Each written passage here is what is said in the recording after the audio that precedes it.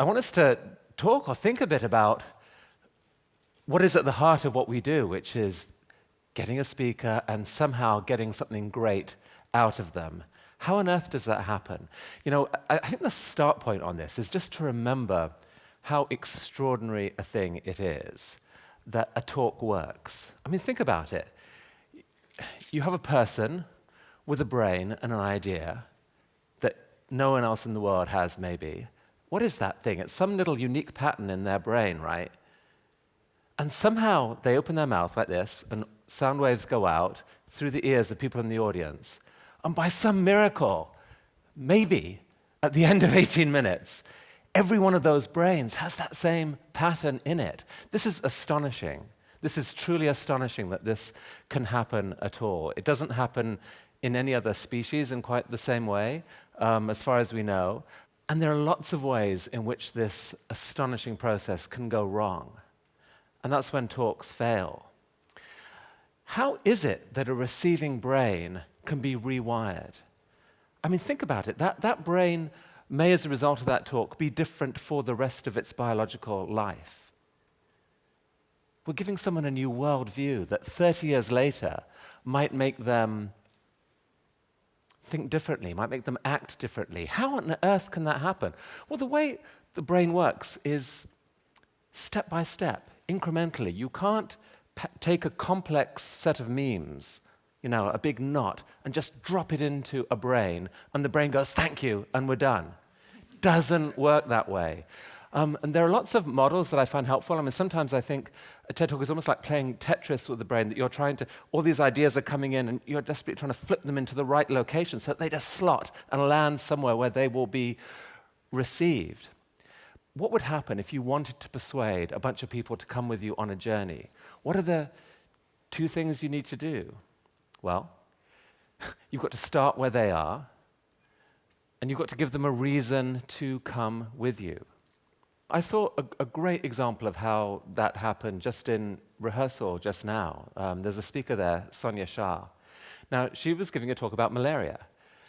Malaria isn't actually where everyone is right now. That's, for a lot of people, you say malaria and they go, oh God, I suppose I better listen. It's not where people are, it's not where they want to go. So she didn't start by saying, okay, let's get into malaria. Honestly, world, we have to fix this problem. She said, I'm going to tell you something that might surprise you. Since the Stone Age, more than half of the deaths of humankind have been from one disease. Boom! Everyone is suddenly interested. Everyone cares about that. So she found the start point, the rallying cry. Come on, let's go on this journey together. So let's think about the journey then and how that happens. The first part is that journeys happen step by step.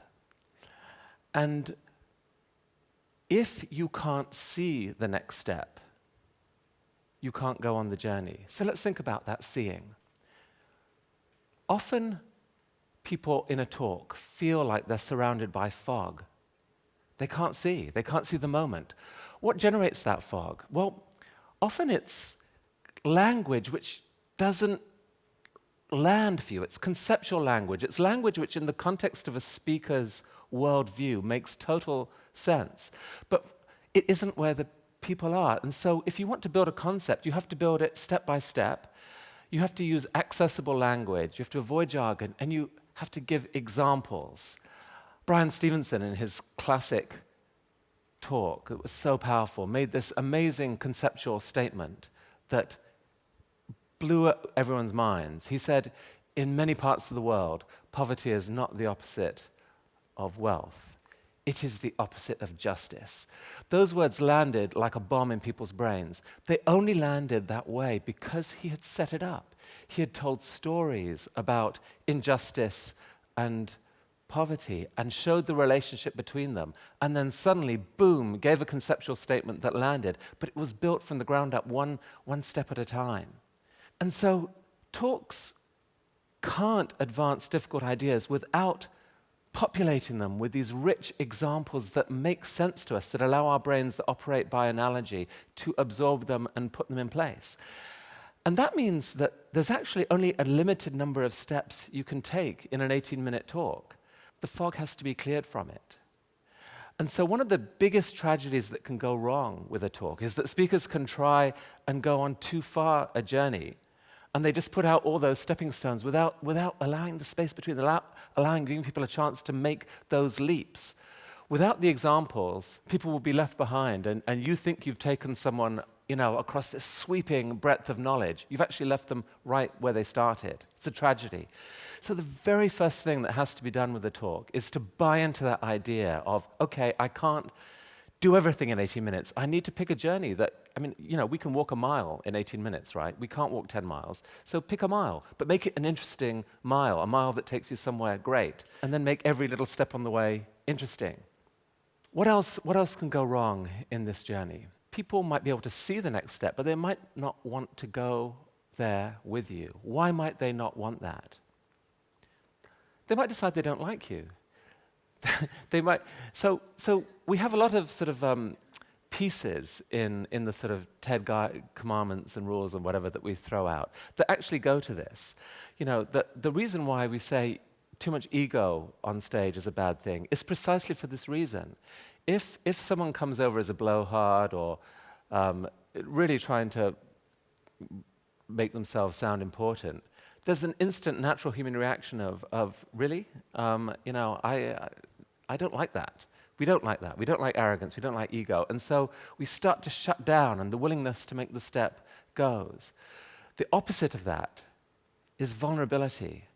And the power of speakers who are willing to say, I'm taking a risk here. I'm actually feeling kind of shy and nervous, and frankly, I may be screwing up here, but this really matters to me. Please, will you come with me? And the audience says, yes, we're with you, and they come. Talks in a theater like this, on this sort of scale, they work on that level, that human connection level. Orating, which you have to do maybe for a bigger crowd, is a completely different biological phenomenon. It doesn't really work on a theater or indeed on a video of TED. Here, it's people in your living room. It's chatting human to human, and finding that human connection matters so much in making people want to come the next step with you. That's why eye contact matters. With eye contact, you feel like you can see into me. You can feel like you can make a judgment whether I really mean this or whether I'm bullshitting you or whatever. And it helps you decide, do I want to be on this journey with this person? Humor. Humor is the ultimate. Come on, we're going to keep going. If you're going to go on a long walk with someone who can tell great jokes, you're totally up for it. It really makes you want to be part of that.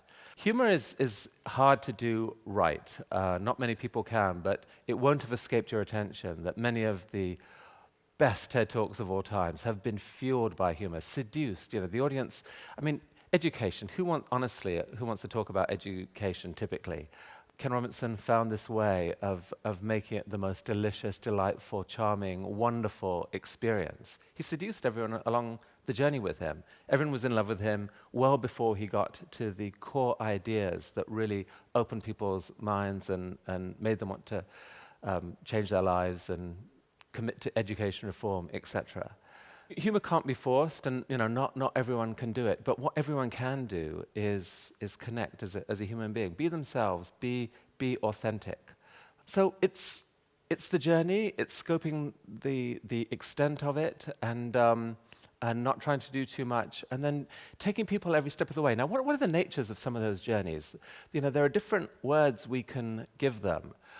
Sometimes a good word for a journey is just a story, and a lot of talks are based basically on someone telling a remarkable story from which there are takeaways. This is as we know, a very sort of profound and deep human experience, and our brains know how to do this. They know how to start with a narrative and just go through. And so that is exactly what's happening. But there are other journeys that tap into some of that same process. You can go on a journey of discovery. You reveal something, and then naturally you reveal something else, and then that leads to something else, and it feels like you're on this journey, and every step feels natural, and you have anticipation about what the next step is going to be. Or it can be a journey of persuasion. If you want to get a fantastic example of that, look at Dan Pallotta's talk from the last TED, where he set out to change for all time everyone's view of the nonprofit world. And he just went through it step by step, making these arguments one piece at a time that just seemed more and more compelling, a beautiful interaction with the visuals when needed, his own storytelling, his own logic, a fantastic journey of persuasion. A lot of the most interesting talks almost have a structure of the detective story. So it's a story, but it starts with a riddle. It might be a question like, as simple as, how on earth do we solve climate change? Or how, some problem. You start with some issue that you think will intrigue people. I want to share with you how I learned that everything I thought I knew about stress is dead wrong. There's a talk like that this week. And then you take people on, you show them the way, you show them the clues, you show them the moment of aha or revelation, perhaps. And doing that, you're giving all those receiving brains the chance to do something very human and natural and just put the pieces together. Clue, clue, clue, conclusion. Wow, I get it. Mind reset, re-snapped. We talk a lot at TED about, or people talk a lot about inspiration and the importance of that in talks. This is a topic where we actually have to be really careful, because inspiration is one of those things that you don't get by targeting directly. A speaker who comes to you and says, I can deliver an inspiring talk, run. It's the last thing you want. Inspiration comes when an audience sees that someone is being authentic, when they see that someone has expanded their own sense of possibility in the world. People who try and say, and now is the moment where you can get out of your chair and change your life. We can all do this together, can't we? It's, we've all seen those talks now, and we're all honestly tired of them. We feel like when we hear them that we're being manipulated, and those kinds of talks can have this massive pushback reaction. And it turns out that there's hundreds and hundreds of people out there who have themselves been inspired by TED and want to be that person strutting the stage and delivering that inspiration. And so there's a lot of pressure on you as an organizer to book them and put them on, and be careful. People think that they have cracked the code of TED when they think emotion. A talk has to be emotional. And that is absolutely true. Emotion really matters. But again, please, not directly. Don't go, okay, this is the moment when I'm going to make the audience cry. And you slip out of your pocket the picture of your granddaughter or your sister and describe her terrible disease or her, whatever. Don't do that. It's too familiar now. It's a few people have done that and got away with it, but it feels manipulative now. The single thing that matters most in all this is that someone actually does have something to say, that there is a journey, a realistic journey that you can take someone on in 6, 12, or 18 minutes that actually is fresh and matters. Absent that, there is no chance of the talk landing anyway. So that is the single hardest thing to do. Is this person really a leader in this field? Do they really have an idea that the world needs to know about? And have they found the way to make it accessible? Is this idea or the scope of their work possible to fit into 80 minutes? And if not, what is the angle? What is the piece of it that is realistic? This is where speakers need help, because a lot of them can't do it. It takes almost like a journalist looking at the outside, listening to them and saying, talk to me about your stuff. I want to figure out what the story is here. What's the story? Tell me about that. Is that interesting? People already know that. That is interesting. I've never heard that before. Okay, let's make that the talk. One thing that can be really helpful is to encourage people to think of the headline. What's the talk headline before you start? Some thoughts on 3D printing is not a talk. The key development in 3D printing that is going to change healthcare, that's a talk. It's an angle. So finding that piece, and then people know the direction that they're going to go through there and make it happen. Typically in an 80-minute talk, trying to give more than 3 big examples of something is pretty hard. A few people can do it, and there are exceptions to every rule. But often the absolute key is just saying less is more, less is more. Strip that out so that you can go into these things in more detail. Because what's tragic, and one thing I really want to avoid with TED, is ideas being conveyed lightly, without the substance, without the real reasons why this is so and why you should believe it. You can't give a book in 18 minutes, but you can take a couple of things and unpack them and really make them believable and understandable. That's all I have to say right now, except for this one thing. There is no formula. There is no formula to a TED Talk. Never let anyone say that. Above all else, we want people to be original. We want them to be themselves. We want them to own their talk. So any guidance you give people comes tempered with, this is you. This is about your passion. We want you to do this the way that you know best. Make it yours. And if people do that, there's a real chance that some little piece of magic will happen and all these audience minds will light up and be changed forever.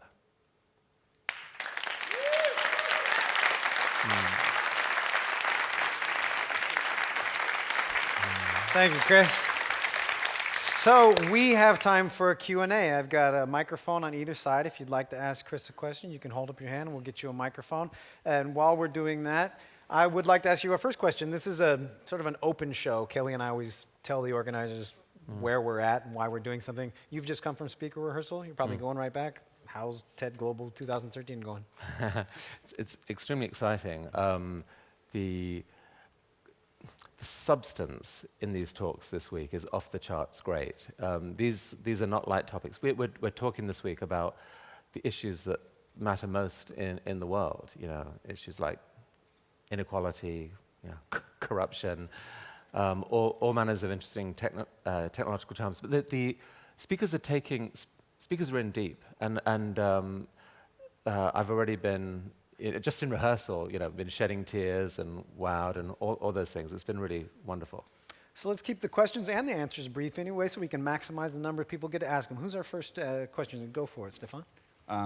Chris, you touched on the topic of the fake science and also these motivational speakers, because what we've seen in the last 2 years now, that we have more and more people in a Tony Robbins style approaching us, and that they want to give an inspiring talk. And it seems, I don't know if there is an explosion of coaching in the world, I don't know, but at least I can say, and what's the German-speaking countries, question has a question mark at the end. Go for it, Stefan. How to handle this, and what do you recommend? Because we don't want these talks.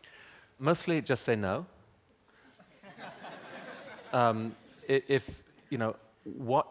We're not interested in inspiring talks, we're interested in minds being shifted. What is the core idea that you have that is fresh and unique to you?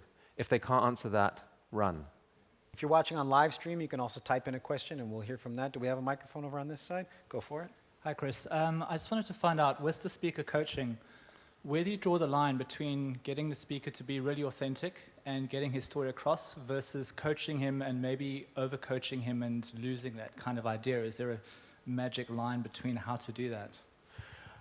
All of the coaching should be towards making the speaker authentic. What goes wrong with speakers is that they go into speaking mode, and and the two types of modes that can be often is memorization mode. I'm stressed. I've memorized my talk, and I'm going to go on with the next sentence now, and they forget that there's an audience in the room, and so there's this thing that I call the sort of the awkward valley of someone who wanted to memorize their talk but isn't fully comfortable with it, and they feel stressed, and it just doesn't sound human. And somehow you have to help them find the mode of speaking. For example, to say, your cousin, who you haven't seen for 2 years, is in the second row, and your only job is to just share with them what you've been doing the last couple of years that you're passionate about, and just to do it in a normal way. We've had this in rehearsals this morning. There was a speaker going, if this was the case, and they were stressed, and they were kind of going on, and then we got them by the end of the rehearsal just to be in a sort of low voice, say, this is so cool, this really matters, and they smile and connect. So I don't think there's a contradiction there. In general, there's not a contradiction. Great, we'll go Nikki and then over here. Nikki. Very short question. Speaker rehearsal. Very good story, very interesting talk, god-awful delivery. Question mark. I'd rather have substance than perfect delivery, so it's okay. But I think most people can be encouraged to get comfortable, and one thing that can help is to record them and let them see what that looks like, and try and find the moment in their talk where they got into the right voice, and say, be more like that. We had that at Long Beach this year. There was a speaker who was terribly fast and stressed and high-pitched, but she came into a low, much more connecting and likable, and we could point to the specific point, say, do that, and the talk was transformed. So it's worth trying to get both. Did you have a moment in your speaking experience where you realized, I got to change what I'm doing? It seems like you've changed a bit on stage from 2005 to now. Not a moment, and frankly, I'm still kind of rubbish compared with the pros. But it's just seeing a lot and seeing the nuances and the different voices and seeing what connects. It's been really interesting, and I learn something every year. If you have a question over here, hold up your hand, and we'll get you that microphone. Lauren, do we have an online question yet? Okay, great. Then let's go here. So every talk being unique, how do you stitch them together into a coherent program? Great question. Again, no formula on that, but think journey as well. I think often people, think where people start. So start where people are, I should say. So people coming from a busy work life, that's not the moment to hit them with the big inspirational talk. Start with, hey, let's find some interesting facts out about the world. So the speaker with the demographic talk, or the overview of what's happening in the world, or some specific, more broader talk. Start there. Keep varying between, don't have too many talks that all go to the same part of the brain. Think of the brain as a muscle. If you have analytical talk, or if you have inspirational talk, that part of the brain actually gets exhausted. You hit a fatigue level. Mix it up. The reason why TED works is that we bring in these beautiful pieces of aesthetic beauty, the music, the visual talks, and your brain that's been thinking suddenly goes, oh, and it opens up. And it makes the next talk seem more. So move it around. And usually, the more personal storytelling and inspirational stuff comes better at the end, but not in one big block. Don't have like a session on, analysis and business and issues, and then a session on storytelling and inspiration. No, mix those things up. Got it. With 50 seconds left on the clock, we have time for one more question and answer. What's the question? Chris, I tried to quote you to my team this year. Something that you muttered under your breath about a year or so ago at TEDGlobal. You said, the best talk is when a speaker gives a part of himself away, and I need to bring that home, the quotation. Do you remember? I think it goes to vulnerability. It goes to that authenticity and vulnerability. A speaker who understands that this really matters, and they're willing, and the audience feels that, and feels like they're taking risks, and that it matters to them enough that they're willing to do that. Then. Ladies and gentlemen, TED Curator Chris Anderson. Thanks. You very much. Thank you. Thanks. Thank you.